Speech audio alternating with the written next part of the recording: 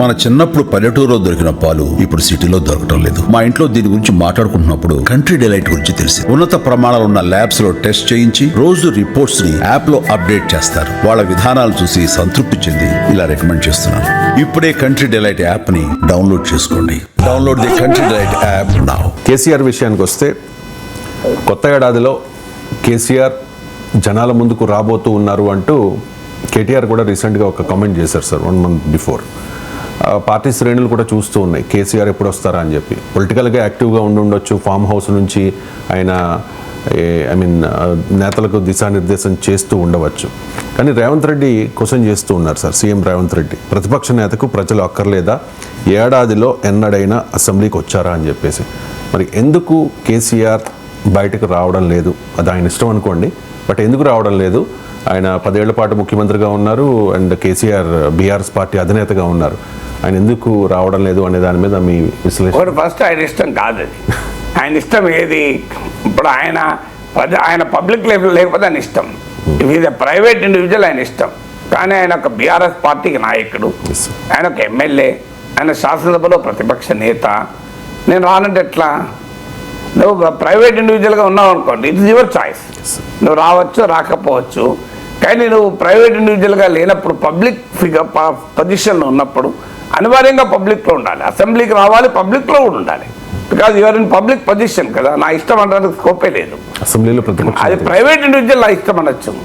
When you're part of the cricket team you should play the match కదా. నేను cricket టీంలో ఉంటా కానీ మ్యాచ్ ప్రాక్టీస్ రానంటే ఎట్లా కలుస్తుంది? ప్రాక్టీస్ రావాలి, మ్యాచ్ కూడా ఆడాలి కదా. నేను రాను ప్రాక్టీస్కు, నేను ఇంట్లో ఉంటా అంటే కలదు. అలా అన్నప్పుడు క్రికెట్ టీం నుంచి రిటైర్గా నువ్వు ఇంట్లో ఉండు, నువ్వు ప్రవచనాలు చెప్పుకో, నువ్వు ఆధ్యాత్మిక కార్యక్రమాలు చేసుకో, లేదు నువ్వు సామాజిక సేవ చేసుకో, నీ ఇష్టం. నువ్వు లేకపోతే ఖాళీగా వ్యవసాయం చేసుకో, ఎవరు అభ్యంతరం చెప్పరు.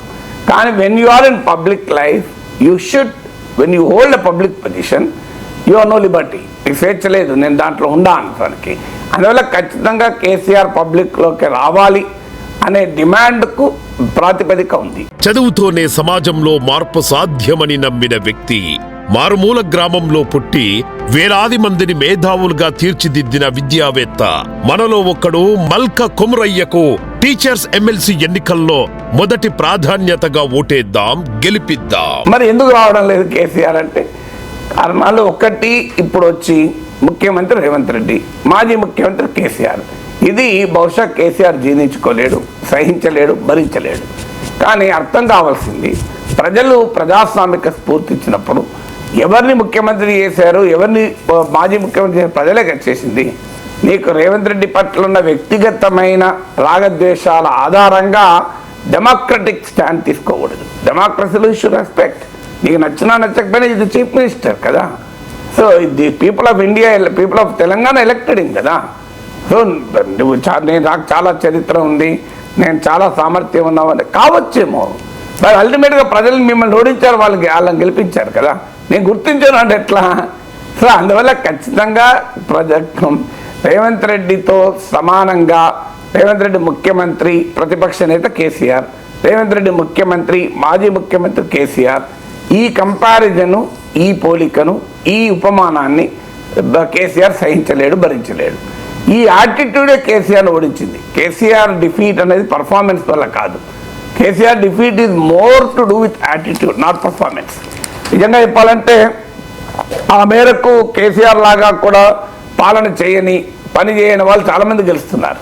అందువల్ల కేసీఆర్ ఓటమికి కారణం ఈ ప్రవర్తన, యాటిట్యూడ్. ఇది ఇప్పటికీ కూడా ఉంటే బీఆర్ఎస్కి నష్టం అవుతుంది. నీకు డెమోక్రటిక్ స్పిరిట్తో పనిచేయాలి. Respect the chief minister, you can question the chief minister.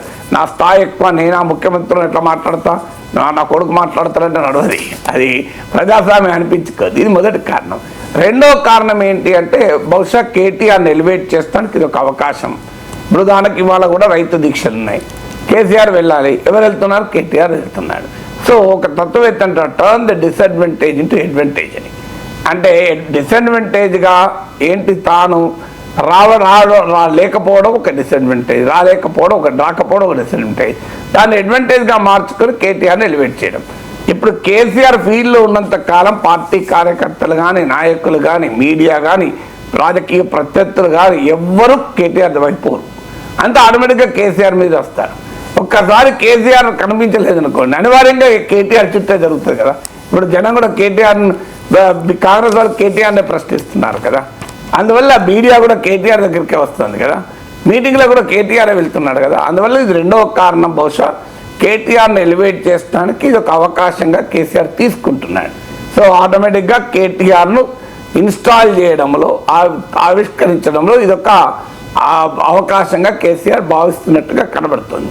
మూడవ పాసిబిలిటీ ఏంటి అంటే ఫియర్ ఆఫ్ అరెస్ట్ కూడా ఉండొచ్చు. ఎందుకంటే ఇప్పుడు కేసీఆర్ బయటకు వచ్చి అడావుడి చేస్తే అనివార్యంగా ఆ కాళేశ్వరం కేసులు నుంచి మొదలుకొని అనేక కేసులతో కాంగ్రెస్ సర్కార్ సిద్ధంగా ఉంది.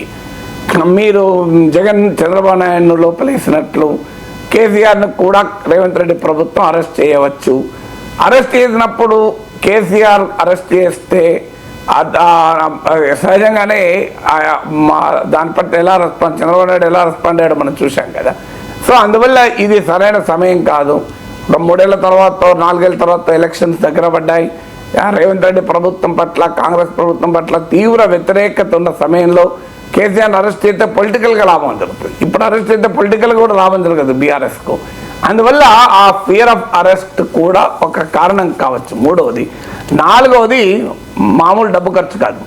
కేసీఆర్ ఒకసారి రోడ్డు మీదకి వచ్చారనుకోండి, లక్షలలో ఖర్చు చేయాల్సిందే. ఎందుకంటే ప్రతి మీటింగ్ ఎక్కడికి పోయినా పెద్ద ఎత్తున సమీకరణ, అందువల్ల ఆర్థిక వనరులు కూడా కావాలి. కేసీఆర్ బయటకు వచ్చాడంటే అనివార్యంగా పార్టీకి ఎక్స్పెండిచర్లు కూడా పెరిగిపోతుంది. అది కూడా ఒక ఫ్యాక్టర్ అయితే కావచ్చు. ఐదవది పాజిటివ్ పబ్లిసిటీ.